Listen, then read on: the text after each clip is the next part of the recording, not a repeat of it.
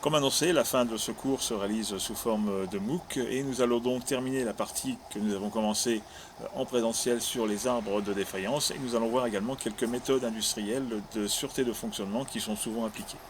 Cette dernière partie du cours, du dernier chapitre de sûreté de fonctionnement et fiabilité, traite donc des aspects industriels. À tout le moins, on va parler d'applications qui sont utilisées dans le domaine industriel. Car comme vous avez pu le constater, souvent les retours d'expérience, qu'ils soient positifs ou négatifs, que ce soit après une catastrophe ou après une récupération suite à un problème grave, montrent toujours l'importance du facteur humain. Souvent vous allez être confronté à cette question d'identifier les responsabilités. Je vous propose, à titre juste anecdotique, une piste méthodologique pour essayer d'aller dans la direction d'identifier les responsabilités, pas pour sanctionner le coupable, mais pour vérifier à quel niveau il y a eu des lacunes et comment améliorer la solution et la situation. On a vu également donc les arbres de défaillance et les schémas de fiabilité, mais comme vous avez peut-être déjà pu le sentir un peu, les deux sont quand même relativement proches. Dans un cas, on va s'intéresser à ce qui va empêcher la réussite de la mission.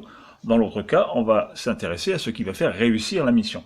On utilise l'analyse qualitative et quantitative dans les deux domaines. On parle de chemin critique, on utilise l'algèbre de Boole. Alors effectivement, quand vous avez un système en série, vous pouvez remplacer le diagramme de fiabilité par l'équivalent dans les domaines des arbres de défaillance. Pareil, lorsque vous avez deux dispositifs qui sont en parallèle, vous avez cette fois-ci une fonction et entre le fait que la mission E1 ne fonctionne pas et la mission E2 ne fonctionne pas pour aboutir au fait que la mission S ne fonctionne pas. Lorsque vous avez établi cet arbre de défaillance, on peut assez facilement tirer une équation binaire encodant l'ensemble des valeurs booléennes, par exemple sur un indice xi, qui vont correspondre à l'ensemble des événements E0 jusqu'à En.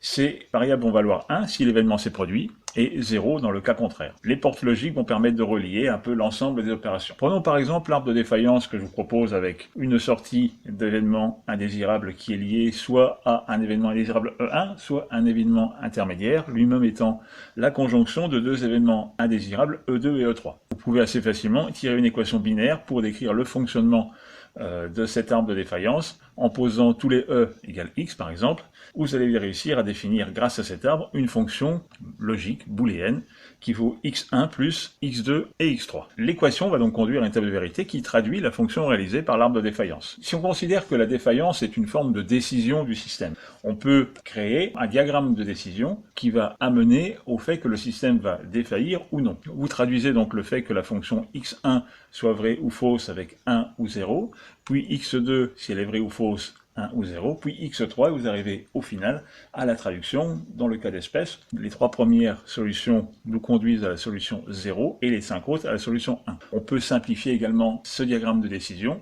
sous la forme que vous avez sur le côté. Le diagramme de décision binaire peut être tracé également à partir directement de l'arbre de défaillance. En effet, lorsque j'ai un événement intermédiaire qui résulte de soit un événement E1, soit un événement E2, je peux le traduire par E1 vrai conduisant à la solution, et ensuite E2 vrai conduisant à la solution, ou E2 faux ne conduisant pas à la solution. Pareil pour une liaison et entre deux événements intermédiaires par rapport à un événement d'un niveau supérieur. Reprenons l'exemple qu'on avait juste avant, on peut réaliser effectivement une synthèse plus compacte de cet arbre de décision. En dehors de l'arbre de décision, vous allez nécessairement rencontrer dans votre carrière professionnelle les méthodes qu'on appelle les méthodes de nœud papillon. En réalité, le nœud papillon reprend des choses que l'on a déjà vues jusqu'à présent et va considérer par rapport à un événement redouté tout ce qui va concourir au fait que cet événement redouté va arriver, l'arbre de défaillance. Et ensuite, vous allez voir un peu tout ce qui va arriver au-delà de l'événement redouté et tout ce que cela va entraîner. Vous avez déjà traité ça avec l'AMDEC notamment. En plus d'avoir identifié tout ce qui peut arriver avant, tout ce qui va arriver après, le nœud papillon a un intérêt particulier, c'est que vous allez pouvoir ajouter des fonctions de sécurité pour éviter progressivement que les échéances n'arrivent. Vous allez mettre des digues, des barrages pour empêcher que les événements ne concourent à l'événement redouté. Ou vous allez également ajouter des fonctions de sécurité en aval, une fois que l'événement redouté aura eu lieu, pour éviter que les conséquences ne concourent à la catastrophe. Vous avez donc un aspect prévention et un aspect protection, selon que vous soyez avant ou après l'événement redouté. Encore une fois, il n'y a pas d'aspect répression dans le principe d'améliorer la situation. Deux autres méthodes que vous allez rencontrer assez souvent, c'est la méthode ASOP, surtout si vous travaillez dans le domaine chimique. Donc c'est une méthode qui est fondée sur le traitement multidisciplinaire de mots-clés, qui est assez formalisé, et que vous allez peut-être donc effectivement utiliser si vous travaillez dans un domaine qu'on considère comme à risque, la chimie, la pétrochimie, le nucléaire, l'alimentaire ou les transports notamment. Une autre méthode qui est un peu plus couramment utilisée, en tout cas qui devrait être davantage utilisée, puisqu'on a eu des exemples sur la gestion de la crise sanitaire ces derniers temps, sur le fait que la méthode Delphi n'était pas du tout utilisée, et si elle avait été, probablement que la situation aurait été beaucoup plus acceptable pour la population. Alors la méthode Delphi, comme son nom l'indique, ça vient de l'oracle de Delphes, et c'est une méthode qui consiste à regrouper beaucoup d'experts autour d'un sujet particulier, et de leur poser des questions ciblées, et de vérifier l'ensemble du panel des éléments qui vont être fournis par chacun de ces experts.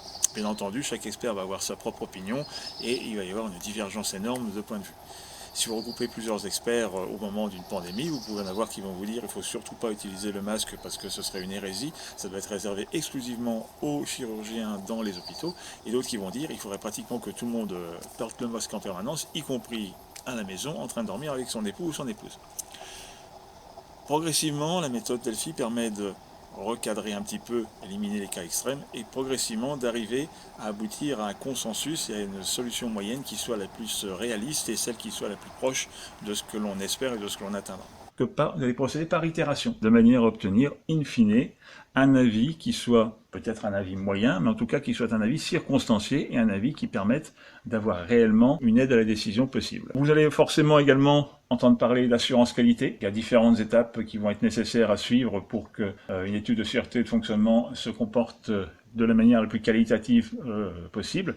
Vous allez définir le besoin, comme on a vu avec des outils pertinents comme la bêta-corne ou la pieuvre. Vous allez traiter donc l'analyse fonctionnelle, que l'on a vu avec la méthode APT. Également traiter les analyses de défaillance. Vous allez par exemple utiliser l'arme de défaillance comme outil ou le nœud papillon. Et également, vous allez devoir valider les objectifs avec différents outils mathématiques et de fiabilité expérimentale qui va avoir par exemple recours aux méthodes de Weibull qu'on a vu dans le chapitre 3. Un autre point également à voir, c'est que la robustesse en sûreté de fonctionnement, c'est pas la même robustesse que dans le cadre d'un système automatique où on s'intéresse à la variation possible des paramètres du modèle, quoique.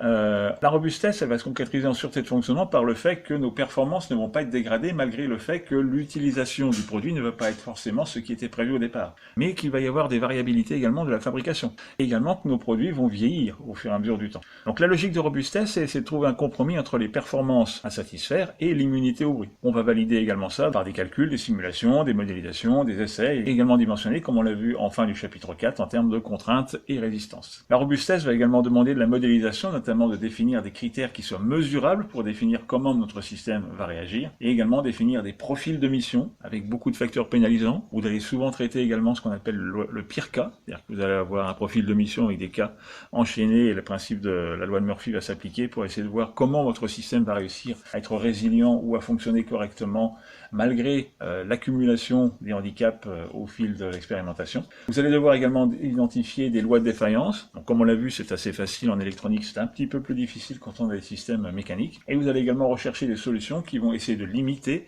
la non-atteinte des objectifs. On en revient sur la définition du risque qui est l'élément qui empêche l'atteinte des objectifs. Alors maintenant, vous savez répondre à la question qu'on avait posée à la fin de la première séance. La sûreté de fonctionnement, c'est complexe ou c'est compliqué ? Il appartient à chacun d'entre vous de se faire une opinion par rapport à ce que vous avez vu sur l'ensemble des cours, avec une première partie plus consacrée à la fiabilité et à l'utilisation des outils statistiques, et une deuxième moitié des cours sur les outils participatifs et les méthodes qui permettent d'améliorer la sûreté de fonctionnement et d'obtenir une qualité et une conception sûre dans les méthodes industrielles. Le cours comprenait donc deux volets particuliers, un sur la partie fiabilité, notamment tous les outils de calcul de fiabilité avec des valeurs déterministes, et une deuxième partie de méthodes de conception sûre avec des principes de co-construction, de manière à obtenir par rapport à un canevas et des méthodologies bien ciblées, les solutions qui soient les plus à même de répondre de la manière optimale aux besoins exprimés par l'utilisateur final. En tout cas, dans un monde complexe et parfois compliqué, un peu de méthode effectivement ne nuit pas, même si c'est surtout la qualité des experts qui va faire la différence entre les différentes solutions qui vont être proposées. Rien n'est éternel, rien n'est fiable à l'infini. Mais en tout cas, la fiabilité, elle peut conduire à la qualité, mais la qualité ne se conçoit pas sans fiabilité. Bonne continuation. Merci.